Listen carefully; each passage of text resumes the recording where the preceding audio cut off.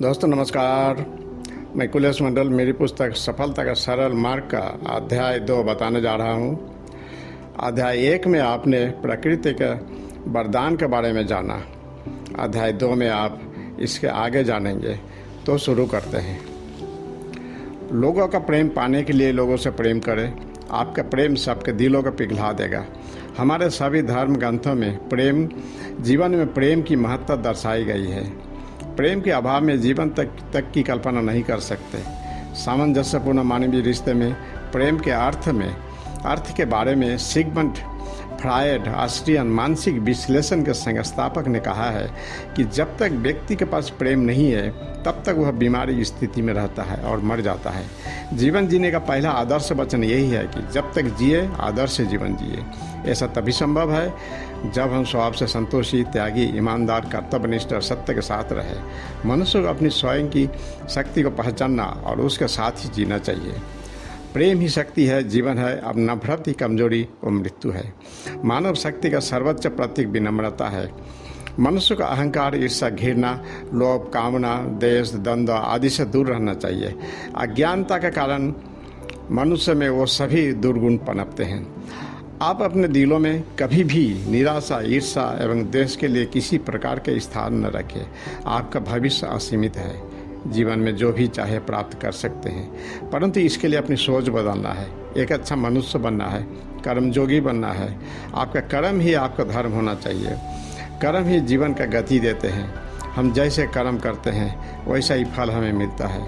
गीता में कहा गया है, शुभ कर्म करने वाले श्रेष्ठ लोग सद्गति को प्राप्त होते हैं और दुष्कर्म करने वाले को नरक की दुर्गति भुगतनी पड़ती है।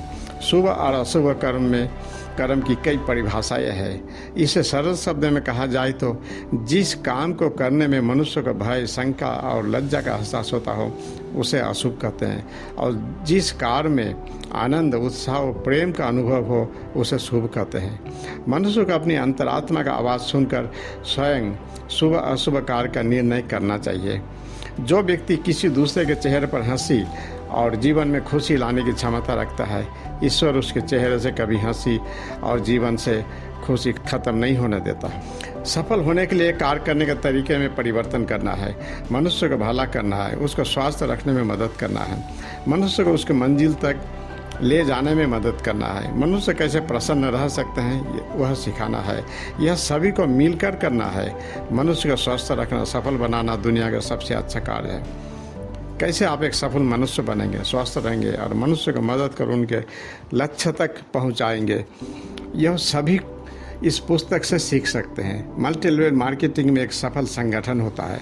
इस संगठन के द्वारा आप देश सेवा भी करते हैं। इससे आप जो धन कमाते हैं पहले आप गवर्नमेंट को टैक्स देते हैं। महर्षि ओम कहते हैं, जो व्यक्ति अपने जीवन को मानवता की सेवा में समर्पित कर दे वही सच्चा सेवक है। लेकिन जब वह दुनिया से विदा लेते हैं तो वो कोई चीज़ अपने साथ ले जाते हैं तो वह है उनके अच्छे कर्म और लोगों का दुआएं। मनुष्य का एक ही कर्म धर्म है और वह है मानवता। हम दुनिया में इंसान बनकर आए हैं तो सिर्फ इसीलिए कि हम मानव सेवा कर सकें। पूरे विश्व में ईश्वर ने हमें सभी को एक सा बनाया है। फर्क बस स्थान और जलवायु के हिसाब से हमारा रंग, रूप, खान पान और ज़िंदगी जीने का अलग अलग तरीका है। आत्मभाव से हर मनुष्य एक समान है। गुरु नानक देव जी कहते हैं कि एक पिता की संतान होने के बावजूद हम ऊंचे नीचे कैसे हो सकते हैं। हम एक ही मिट्टी के बने हैं। एक जैसे ही तो हमारे भीतर है। जिस दिन यह सच्ची बात हमारे मन में स्थापित हो जाएगी तो फिर सभी भेद मिट जाएगी और तब हम इंसानियत की राह पर अग्रसर होकर भाईचारा स्थापित करने लगेंगे। धर्मशास्त्र भी यही संदेश देते हैं कि मानवता की सेवा ही सच्चे अर्थ में ईश्वर की सेवा है। एक बार स्वामी विवेकानंद अमेरिका प्रवास पर थे तो किसी ने उनसे कहा कि कृपया आप मुझे अपने हिंदू धर्म में दीक्षित करने की कृपा करें।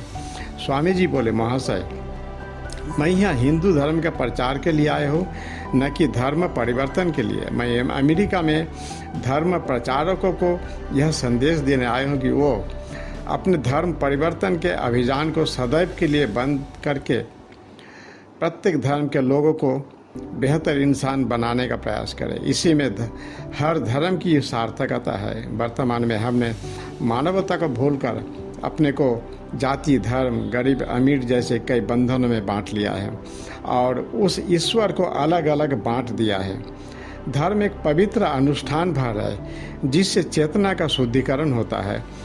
धर्म मनुष्य में मानवीय गुणों के विचार का स्रोत है जिसके आचरण से वो अपने जीवन को चरितार्थ कर पाता है। मानवता के लिए न तो पर्याप्त संसाधन की आवश्यकता होती है और न ही भावना की, बल्कि सेवा भाव तो मनुष्य के आचरण में होना चाहिए। जो गुण व भाव मनुष्य के आचरण में न आए उनका कोई महत्व नहीं रह जाता। किसी को दुखी देखकर अगर आप दुखी होते हैं तो यकीन मानिए ईश्वर ने आपको इंसान बना करके कोई गलती नहीं की है। वर्तमान समय में परिवार में दूरियां व सहन शक्ति का अभाव बढ़ता जा रहा है क्योंकि प्रत्येक मनुष्य तीव्र गति से आगे बढ़ना चाहता है और तरक्की की इस दौड़ में रिश्ते, दोस्ती, प्रेम आदि पीछे छूटते जा रहे हैं। एक समय था जब संयुक्त परिवार की संस्कृति न केवल परिवार को बांधे रखने में अहम भूमिका निभाती थी, अपितु बड़े बुजुर्गों से बच्चों का सदाचार और अच्छे संस्कारों की सीख भी मिलती थी। आज विकास की अंधी दौड़ में संयुक्त परिवार की संस्कृति विलुप्त होती जा रही है। बच्चे एकाकी होते जा रहे हैं। इसके अलावा घटते मैदान, बढ़ते वीडियो गेम्स, व्हाट्सएप, फेसबुक और लगातार विकसित होती इंटरनेट की दुनिया में बचपन गुम होता जा रहा है। परिवर्तन केवल बच्चों में ही नहीं आ रहा है बल्कि बड़ों का स्वभाव भी बदलता जा रहा है।